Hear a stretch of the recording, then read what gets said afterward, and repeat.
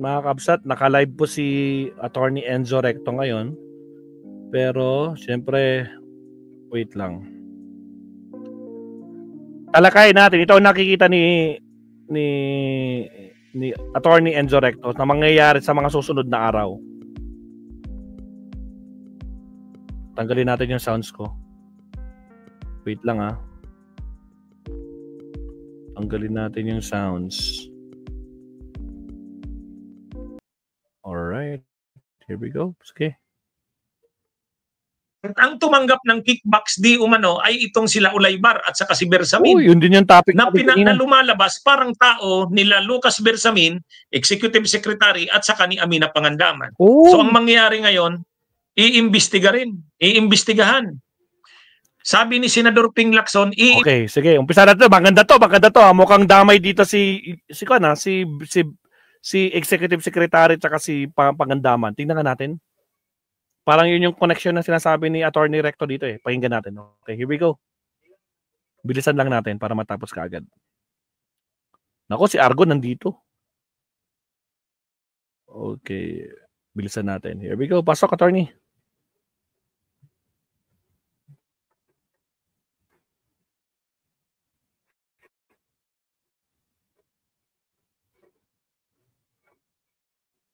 Ilang minutes na ba nakarating? Episode ng ating gabi-gabing talakayan.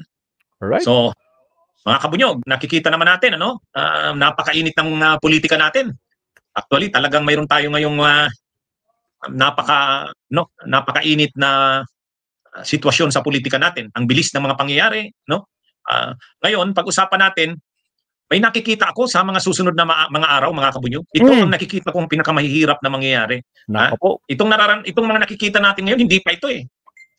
Kabunyog Sherwin Arboleda, Elsa Vista, shout out sa inyo, sa ating mga viewers sa Alisales, Edsa Quezon Fernandez, shout out sa inyo mga kabunyog, kay Rom. Shout out sa Attorney. Shout out sa inyo mga kabunyog ha. Gayon din sa mga viewers page. Yan. Inyo mga kabunyog. Okay. So, ito ang topic natin. Ito na nga. Nakikita ko maraming mangyayari sa susunod na mga araw. Talagang mga kabunyog, itong nakikita natin ngayon, hindi pa ito eh. Ano ba? Ilinaw ko na, anong mga nakikita ko? Una, mga kabunyog, mga kababayan, ang investigasyon sa susunod na mga araw ay lalawak palalo. Tungkol dito sa mga, itong mga officials mismo ng Malacanang na na-involve sa anomalya sa flood control at nag-resign na nga sila. Si Executive Secretary Lucas Bersamin, si dating Budget Secretary Amina Pangandaman, yung dalawang undersecretaries na na-involve din sa mga anomalya, si Yusek Ulaybar, si Yusek Adrian Bersamin, hindi naman pwedeng hindi sila imbestigahan eh. Sinabi na ni Senador Ping Lacson, ang mga ito ang di umano ginamit ang pangalan ng presidente, sila yung nagpalabas na kaya yung mga insertions na sinabi ni Ping Lacson, ni Saldico, actually lumalabas. Inamin ni Ping Lacson, totoo yung mga insertions na sinabi ni Saldico eh. Kaya lang, ang lumalabas hindi galing sa presidente. Yung dalawang Yusek na yon, si Ulaybar at saka si Adrian Bersamin, sila lang, niname drop nila ang presidente. Yun ang sinasabi ni Senador Ping Lacson. Sila rin yung tumanggap ng kickbacks. Yung dalawa na yon, Yusek Adrian Bersamin at saka Yusek Ulaybar. Pero, bakit nadadawit si Amina Pangandaman? Bakit nadadawit si Lucas Bersamin? Si dating Executive Secretary. Unang-una yung Adrian Bersamin na Yusek, pamangkin. Tiyo niya si Executive Secretary Lucas Bersamin. Ito namang si Yusek Ulaybar na nakipag-usap kay Bernardo, kasamahan ito nung panahon ng matandang Angara, magkasama sila, mga staff sila sa office ng dating senador, ng yumaong senador, Edgardo Angara. Yang si Amina Pangandaman sa si Ulaybar. Ay, yung release ng 2.8 billion na yon, hindi naman marirelease yun kung hindi alam ni Amina Pangandaman. Siyempre, sekretary ka ng DBM, magre-release ng 2.8 billion. At ang tumanggap ng kickbacks di umano ay itong sila Ulaybar at saka si Bersamin. Na lumalabas parang tao nila Lucas Bersamin, Executive Secretary at saka ni Amina Pangandaman. So ang mangyayari ngayon, iimbestigahan. Sabi ni Senador Ping Lacson, iimbestigahan. Dapat imbestigahan. So ngayon, Pag ang pinag-uusapan na natin dito, Malacanang na mismo, palasyo na ng Malacanang. Ibig sabihin, yung mga tao sa loob ng Malacanang ay involved mismo dito sa mga anomalya sa flood control. Ngayon, alam naman natin si dating DPWH Secretary Bunuan, involved din. Involved din. Oh, mga executive yan, member yan ng gabinete ni PBBM. So medyo mabigat ito. Medyo mabigat ito mga kabunyog, mga kababayan. So ibig sabihin, kung dati ang naririnig natin, nakikita natin na iniimbestigahan ay mga senador, eh ngayon ano na ito executive officials. Mga kabunyog, officials of the executive department. Pag sinabi nating executive department, o ano yan, presidente ang pinaka-chief na executive dyan. Kaya mga kabunyog, ang sinasabi ko, medyo mabigat itong mangyayari sa susunod na mga araw. Hindi naman talaga pwedeng hindi yan imbestigahan. Eh di ba ako, narinig nyo naman ako noon. Sabi ko, itong pagkakadawit ni Bersamin, Executive Secretary Bersamin, saka ni Amina Pangandaman, hindi ito simple. Sa tingin ko, pati yan dapat imbestigahan. Kaya lang, medyo galit sa akin yung mga supporters syempre ng Marcos kasi ano ka ba talaga, Inso? Attorney Enzo, kanino ka ba talaga? Sabi ko, hindi tayo dapat maging panatiko. Kaya nga ang panawagan natin, managot ang lahat ng sangkot. Eh kung kahit pa yan nasa Malacanang, basta't dapat managot, dapat managot. O ngayon, anong nangyari? Di ba tama ako? Tama ako na talagang ano sila, dapat silang imbestigahan. Alam nyo kung paano sila na paano? Anong nangyari? Bakit sila napilitang mag-resign? O ang sinabi lang, nag-tender ng courtesy resignation. Pero ang totoo, hindi sila nag-tender lang ng courtesy, napuwersa sila. Bakit? Sinabi na ni Senador Ping Lacson. Sumulat si dating DPWH Yusek Bernardo direct kay PBBM. Pinagawa ni Senador Ping Lacson ng sulat si Yusek Bernardo, si dating Yusek Bernardo. Sabi niya, sige, ikwento mo kung ano talaga ang involvement nila Bersamin, nila Amina Pangandaman, nila Yusek Bersamin, nila Yusek Ulaybar. Ikwento mo yung detalye. Ipapadala ko sa presidente. So gumawa nga ng sulat, handwritten na sulat. Dating DPWH Yusek Bernardo. Pininto niya talaga kung anong totoo. So lumalabas doon, malalim pala talaga. Ngayon, mukhang ang presidente, kinausap na sila Bersamin at saka sila Amina Pangandaman, yung dalawang Yusek, si Ulaybar, saka si Bersamin, Adrian Bersamin, ayun, nag-tender na ng courtesy resignation. Sabi nga ni Senador Ping Lacson, ang gusto niya raw sana, ang hiling niya sa presidente, kitang galit ng presidente, si Bakin. Kaya lang, mabait talaga si PBBM Dinaan pa sa pag-tender ng resignation. Pero hindi, talagang So ayan, ang ibig kong sabihin, mga kabunyog, mga kababayan, sa susunod na mga araw, iimbestigahan yan. Pag inimbestigahan yan, makikita natin na ang korupsyon ay hindi lang sa Senado, hindi lang sa DPWH, hindi lang sa sa mga kontraktor, sa loob ng Malacanang matindi, sa mismong budget DBM na mismo, sa mismong Office of the Executive Secretary. Kaya ito mga kabunyog. Kaya lang habang papalapit ito kay PBBM, hindi kaya umabot na ito sa punto na kumbaga nasa nakapasok na sa Malacanang ang mga sangkot. Ang tanong na lang, siyempre, ang lumalabas dito, dinidepensahan na lang ang presidente. Anong dinidepensa dito sa presidente? Na hindi siya sangkot, na hindi niya alam yon. Ginamit lang ang pangalan niya. Ganun yung lumalabas dito. Pero palalim ng palalim, mga kabunyog, mga kababayan. Palalim ng palalim. Kaya yung title ko, ito na ang nakikita kong pinakamahirap na mangyayari sa susunod na mga araw. Ang tanong, kayanin pa ba ni PBBM na to? Ito na yung sinasabi natin noon na Pandora's Box. Itong sinusulong ni PBBM na anti-corruption, palaki ng palaki ito, buong sistema ng gobyerno mahahagip nito. Senado, Kamara, hindi yan. Ang tanong, kayanin pa kaya ng administrasyon ito? Kaliwat kanan na yung sa kanya. Kaliwat kanan na yung, alam nyo kung paano na lang nakakaligtas si PBBM dito? Alam nyo kung paano na lang nakakaligtas si PBBM dito, mga kabunyog, mga kababayan? Bakit hindi pa umaabot sa punto na gusto na siyang patalsikin ng mga tao? Ang gusto lang naman kasi ngayon patalsikin siya yung DDS. Bakit ang military? Bakit ang simbahan? Bakit ang mamayan hindi pa umaabot sa ganun? Alam niyo kung anong sagot? Argo, alam mo kung anong sagot? Sige nga, yung mga viewers natin. Alam niyo kung anong sagot? Bakit hindi pa umaabot na gusto nang patalsikin si PBBM? Argo, anong sagot?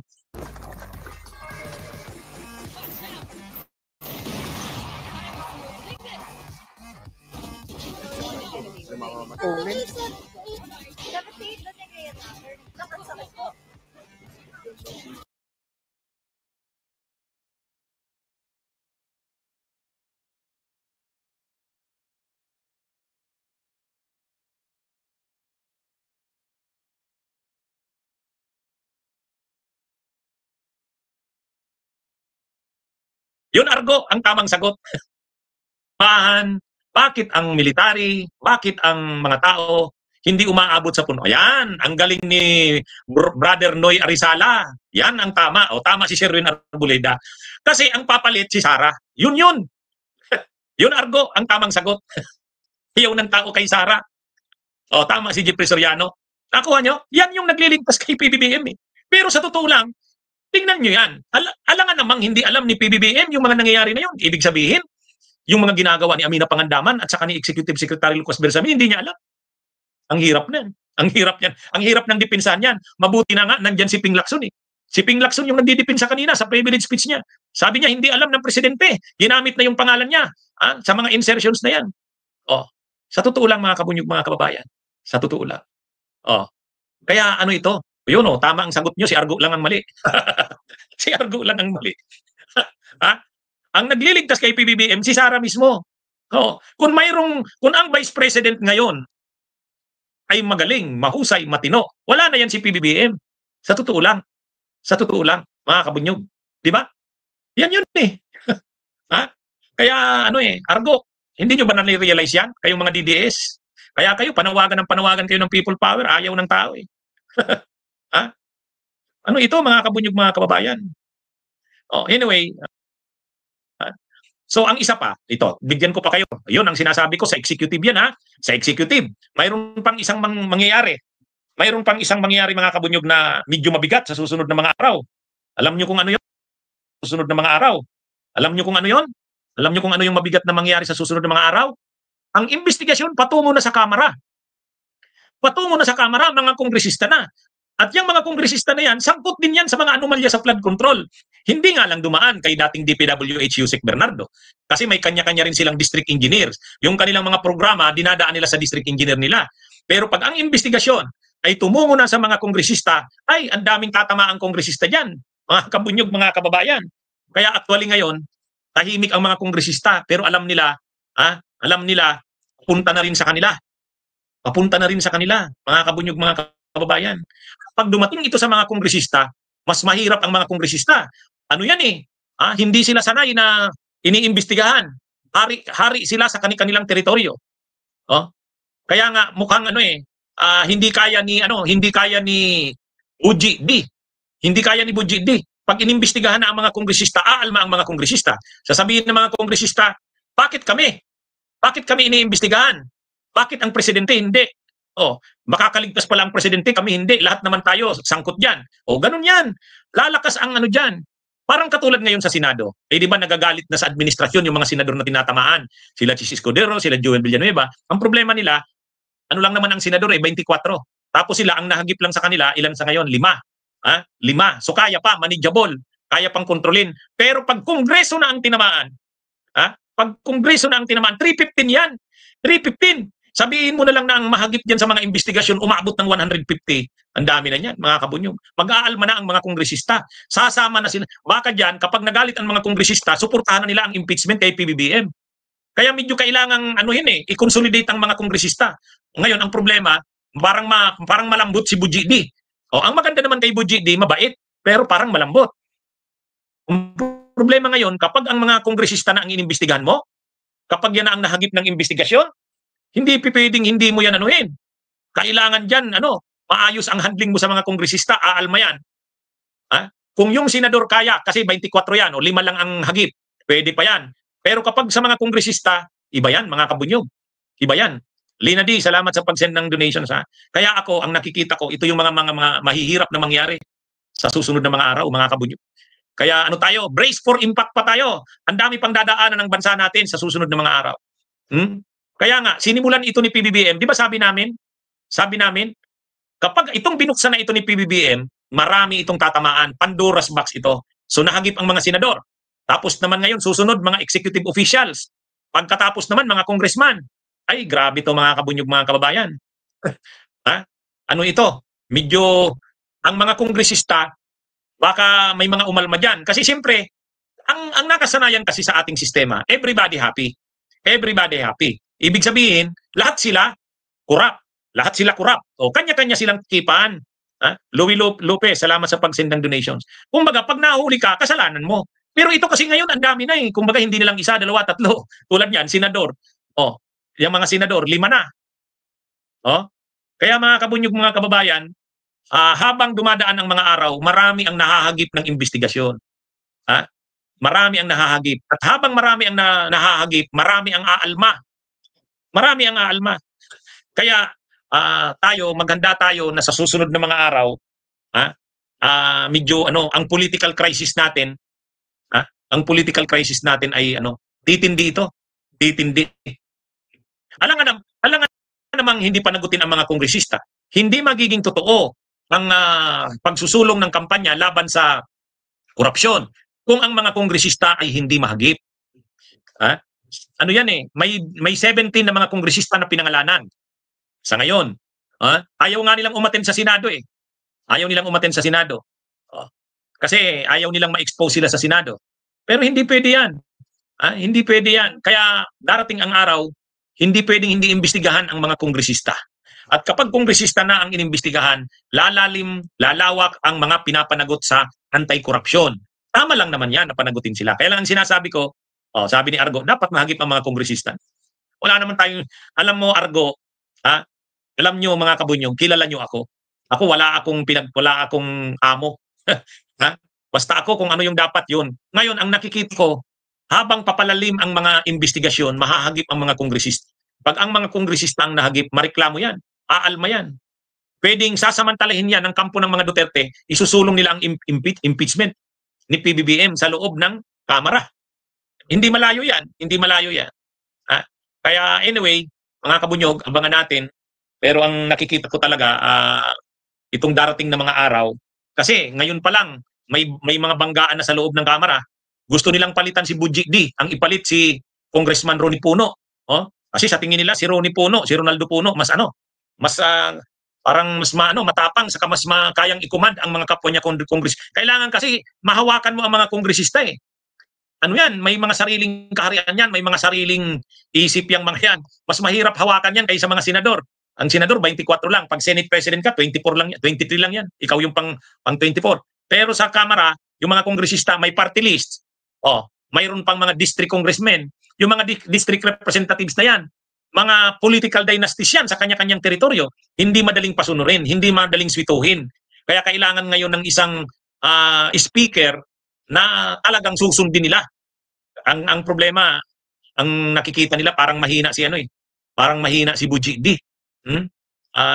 Kaya pinaplanong palitan. Usap-usapan ngayon magpapalit ng magpapalit ng speaker ng Kamara. Si ang nakikita si Ronnie Puno. Abangan natin yan mga kabunyog, mga kababayan. Kung anong mangyayari. Yan yung bali-balita ngayon. Magkakaroon ng pagpapalit. Kaya abangan natin. Pero yun na nga eh. Ang challenge talaga ngayon, paano mo iimbestigahan ang mga kongresista? Kasi pinapatawag ng Senado sana, invitation, kortesiya. Ayaw naman. Ayaw umaten. ICI. Ewan natin kung umaten sa ICI. Okay? Mga kabunyog, mga kababayan. Ngayon, ang isa pa nating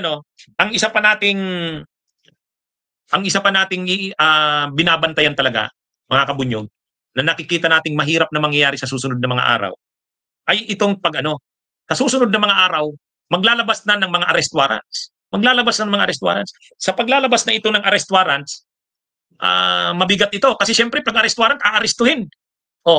Kanina, nag-file na ng kaso sa ombudsman. Nag-file ay sa Sandigan Bayan. Yung ombudsman, nag-file na. Pero sila pa lang yan. Sila Saldico pa lang yan. Saka yung mga officials ng DPWH, yung involved doon sa Oriental Mindoro. Sila Chis Escudero, sila Joel Villanueva, sila Jingo Estrada, susunod na yan, nitong week na to. O kaya sa susunod na week, sasampa na sila ng kaso. At ayon mismo kay Ombudsman Boying Rimulya, next, bago mag-December 15, lalabas ang mga warrants of arrest. At pag lumabas ang warrants of arrest, siyempre kailangan arestuhin sila. Imagine niyo, sabay-sabay na arestuhin yan. Ilang senador yan. May mga dating senador pa, si Revilla, si Nancy Binay. Mabigat na trabaho ito sa gobyerno. Kaya bang i-implement talaga ng gobyerno yan? Malaking challenge ito kay PBBM. Aarestuhin mo. Ang daming senador. Ang daming DPWH officials, ang daming contractors. At ang hinihiling na ang motion ng ombudsman sa Sandigan Bayan, no bail. No bail recommended. Walang piyansa. Ay grabe ito. Kaya itong bago magpapasko mga kabunyog, makikita natin ang malawakang pag-aresto kung totoo yung sinasabi ng Ombudsman Boyeng Rimulya. Sabay pa dyan, baka lumabas na rin yung kay Bato. Aarestuhin din si Bato. Ay, mabigat ito. Kaya ito, sa part ng PNP, sa part ng CIDG, sa part ng law enforcement agencies natin, ang daming tatrabahuhin. Sa bagay, sabi ni PNP Chief Nartatis, nakahanda na daw sila eh. Nakahanda na daw sila na nakahanda na sila sa gagawing mga pag-aresto. Kasi ano ito mga kabunyog, mga kababayan, kaya lang, imagine niyo ang mga sabay-sabay na mangyayari. Imagine niyo ang sabay-sabay na mga mangyayari. Iniimbestigahan sila Bersamin, Amina Pangandaman, yung mga yusek ng Malacanang na na-involve sa anomalya. Iimbestigahan ang mga kongresista. Pagkatapos niyan, lalabas pa yung mga warrants of arrest. Siyempre, kailangan pag lumabas ang mga arrest warrants na yan, maipatupad yan. Kaya itong susunod na mga araw, maraming mahirap na mangyari. Pinakamahirap na mangyari ito. Kaya abangan natin. Tapos lalabas pa yung arrest warrant ng ICC kay Bato de la Rosa. Isa pa yan. Wala. Ang problema niyan, malaking challenge ito kay PNP Chief Nartatis. Malaking challenge ito kay Nartatis. Wala na si Torre. Kung si Torre sana, kayang-kaya ni Torre yan. Ano mga kabunyog, mga kababayan? Kayang-kaya sana ni Torre yan. Pero sabi naman ng PNP, kaya daw nila eh. Sabi ni PNP Chief Nartatis, kaya daw eh. Sabi din ni PNP, I need Secretary of Interior and Local Government John Vic Rimulya, basta raw may order, may arrest warrant, papatupad daw nila yan. Kaya medyo ang bigat ng challenge kay PBBM nito. At habang ginagawa yan, si PBBM mismo ay under siege, under attack. Under attack siya. Kaliwat kanan din ang atake sa kanya. Di ba? Napakahirap ng ngayon ng administrasyon, ang lagay ng administrasyon. Iimbestigahan mo ang mga dating gabinete mo. Pangalawa, iimbestigahan ang mga kongresista. Pangatlo, mag-i-issue ng warrant of arrest, aarestuhin. Ano to? Mainit na sitwasyon ang kakaharapin natin habang papalapit ang Pasko. Habang papalapit ang Pasko. Kaya, yan mga kabunyog, mga kababayan. Kaya ito? Matindi rin. Matinding challenge ito sa administrasyon. Lalo na sa DILG. Kasi sila ang mag-i-implement ng mga na yan. Sa DOJ, sa DILG. Si Boyeng Rimulya. Kaya naman, ang challenge naman sa kanya, yung pagsampa ng mga kaso. Sampa lang ng sampa ng kaso. Kaya nga sinimulan niya na kanina eh. Nag-file na ng kaso kanina sa Sandigan Bayan. Sa susunod na araw daw, mayroon na naman silang mga ipa-file. Kasi kailangan din ni Boyeng Rimulya, ni Ombudsman Boyeng Rimulya na double time. Kasi galit na ang tao, nawawala na ang pasensya eh. Shout out, CFG, kumusta kayo? Kumusta kayo? Kaya ito mga kabunyog. Kaya ang title ng topic ko ngayon, ang nakikita kong pinakamahirap na mangyari sa mga susunod na araw. Medyo nitong 3 days na ito, nalampasan ni PBBM yan. Nalampasan niya. Yung expose ni Saldico, yung pasabog di umano ni Amy Marcos, nalampasan yan. Natapos na. Pero hindi pa tapos yan. Ito nang lalabas na mga mangyayari sa susunod na mga araw. Marami pang gagawin ang grupo nila Argo. Kasi talagang gusto nila mapatalsik si PBBM. Ano yan? Mga kabunyog, mga kababayan. Ito? Pero ang sinasabi ko, mabigat. Kasi palapit kay PBBM ang imagine niyo, sino na ngayon ang nasasangkot? Yusek Bersamin, Executive Secretary Bersamin, DBM Secretary Amina Pangandaman, yung mga Yusek si Yusek Bersamin, yung Adrian, Yusek Ulaybar, Malacanang na ito eh. Mabuti na lang nandyan si Lacson, pinagtatanggol si PBBM. Sabi ni Ping Lacson, hindi alam ni PBBM o ng presidente ang lahat ng ito. Ginamit lang ang pangalan niya. Imagine niyo yan. Hanggang kailan pwedeng ganyan depensa? Anyway, mga kabunyog, mga kababayan, abangan natin ang mga susunod na mga mangyayari. Marami pa pong mangyayari. Lalo na pag itong mga aresto na mangyayari, mahirap to. Kaya, okay. Sige mga kabunyog, mga kababayan, magandang araw sa inyong lahat. Mabuhay po tayo.